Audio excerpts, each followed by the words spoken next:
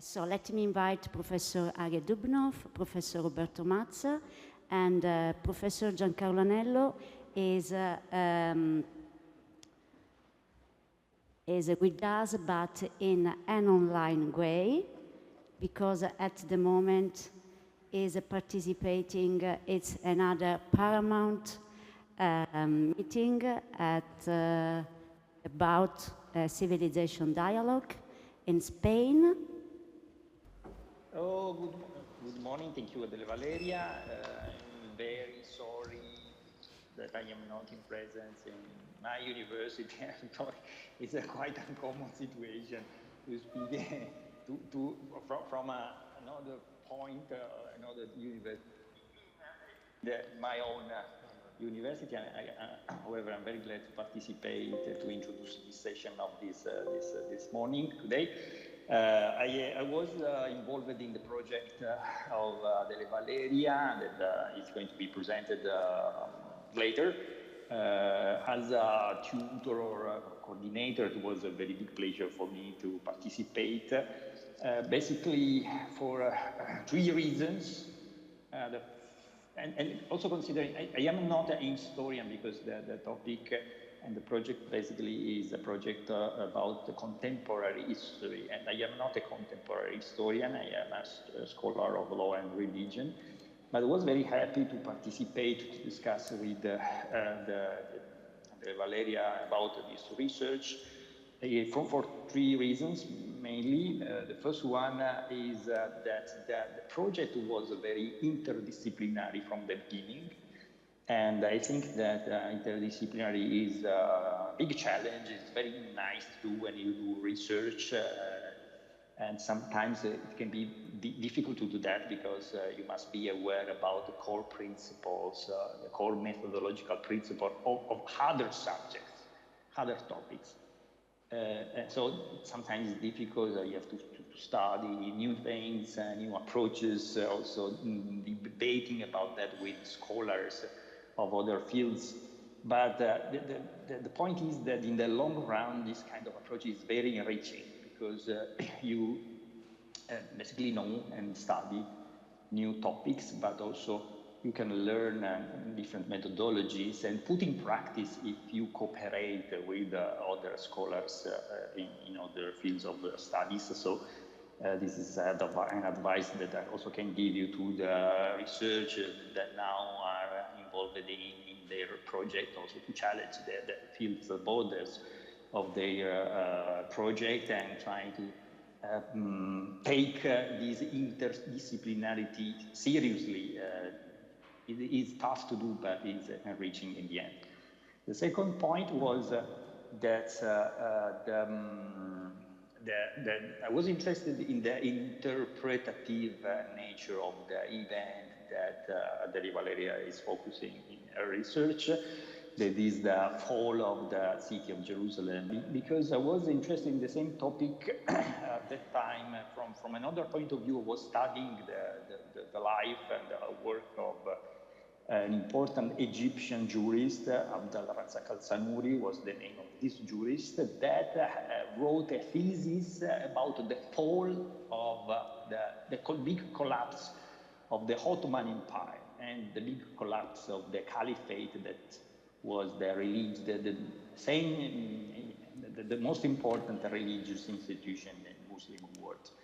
And basically, the same event, the same situation, the fall of this city, Jerusalem, and the Ottoman Empire was a big disaster for the Muslim communities, but a positive event for other communities that were minorities at the time in the same region, in the same city, and Adele Valeria was dealing with that, also finding the documents, the letters, and investigating in the lives of some of the person working in the context. So it was interesting for me to discover the other side of the medal of a topic that I was investigating in my past. The third element is that sometimes this kind of historical works are connected with the present.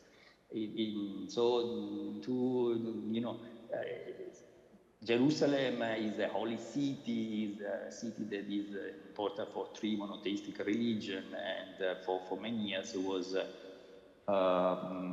the setting for international projects, how to create an international city, a city open to all the religions, how to avoid the conflicts of religions in this special city. And it was a topic that was interesting for international legal scholars or scholars like me.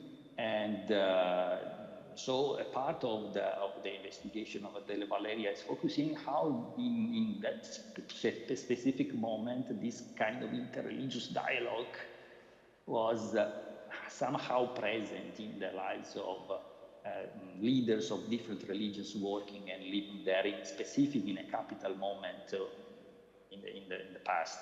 So reviving their hopes, reviving their projects is a way to support also today an important idea, important value that is about how to make peace by religion and not make conflict. So this historical investigation can support somehow a topic a problem that today is very open and is difficult to find solutions, but to investigate the past and to promote further knowledge about these kind of processes can be the only way to create something new, to enable us to have some new actions in order to achieve the big goal of dialogue or to make peace during the conflicts.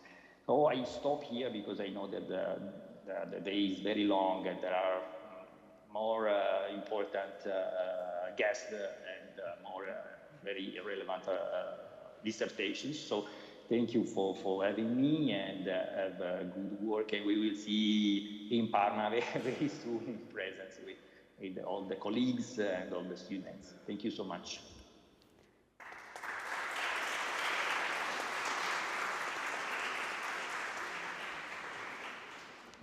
Thank you again, Professor Anello, for your presence. And now I think we can start with this project. Let just me share with you the slide. Okay, we are at the acronym JER-DEL, where JER is the abbreviation of Jerusalem and DEL instead of delivered. And it evokes the masterpiece Jerusalem delivered by Torquato Tasso, and that I intentionally adopted as a strategical hint to draw the reader's attention to Jerusalem, although in a historical context totally different from that of 1581. The historical context in question today concerns what happened in Jerusalem after the collapse of the Ottoman Empire, which relied on religion as its foundation. And I will try to explain this project by using 3 pillars. The first, what is the project about? The second pillar, how will the objectives be achieved? And then the third pillar, why does this research project matter? And by starting with the first pillar, what is the project about? The overall objective of JER-DEL is to furnish a new historical investigation of the theological reactions involving religious actors, both individuals and institutions, of the 2 religion minorities in Jerusalem. They are Christian and Jewish, to the conquest of Jerusalem in 1917 and the subsequent collapse of the Ottoman Empire 1919-1920 within a transnational and intercultural perspective, with a periodization never investigated.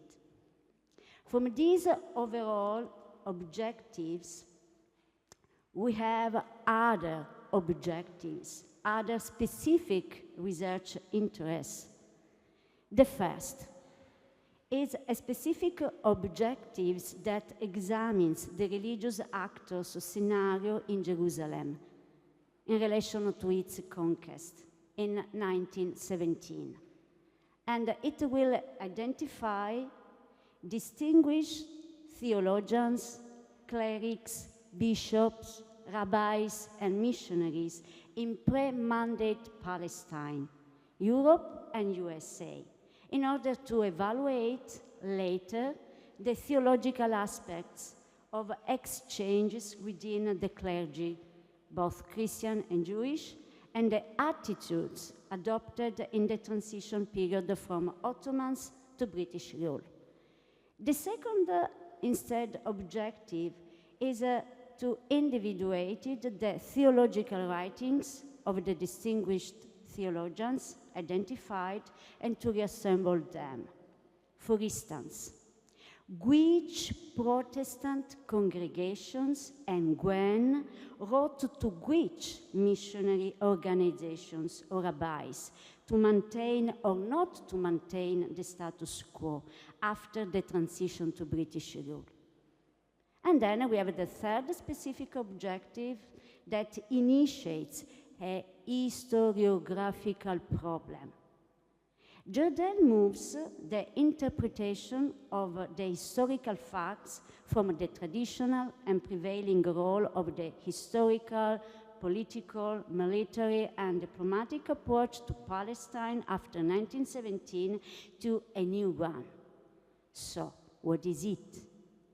Jordel investigates the theological positions of the distinguished religious actors following the collapse and interprets the theological debate among them under the new lens of interreligious perspectives. And hence the fourth objective that develops a thematic database to sort the social networks of personal relationships and interreligious exchanges between religious actors. So, how will Jordel be conducted? To solve this methodological question, I asked myself, what does it mean to be a historian today? What actions do I need to take to be a historian and advance my research hypothesis? In part, not only does it require, by saying in a vulgar way, to be able to pick up, to steal something specific from any discipline and to apply it. In a more academical way, it signifies to be able to espouse more disciplines together. This is the golden rule of the integration of methods and disciplines to pursue research objectives in a project. For instance, reconstruction of facts requires main historiography. For example, the studies of Arie Dubnow, of Roberto Mazza, of Buonerbi, Pieraccini, and so on, so on. The consultation of online database on notable case studies, analyzing archival sources, comparing and verifying them to order them, and then as an archivist, managing, organizing, storing, and assessing these documental materials, digital and not, to fix and before by inventorying and enhancing the same documentary sources. More in detail, to systematize, to fix the historiographical problem, I'm stealing from a Jewish and Christian history, from a history of international relations, law of religions. Why? Because in order to furnish a new interpretative approach, categories as religious liberty, religious affairs, mission to Jews, Zionism, are essential to reassemble the theological debate of the religious actors in the face of the siege of Jerusalem.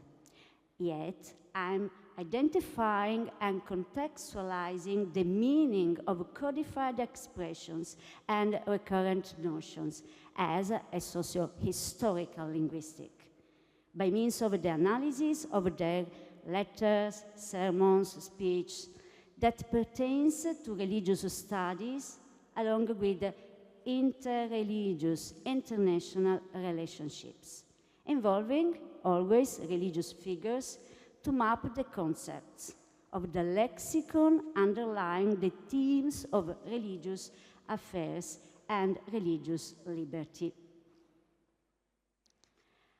So, the third pillar. Why does this research project matter? For at least 3 reasons, very quickly.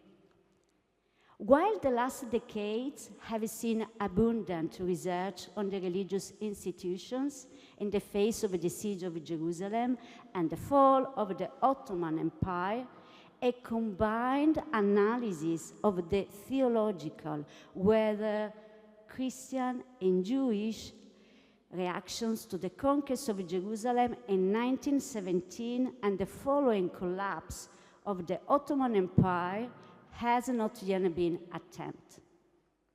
Second reason, the historiography of the siege of Jerusalem and the collapse of the Ottoman Empire is dominated by political, military, and diplomatic history that treats the conquest of Jerusalem as a forerunner period to the Arab-Israel conflict.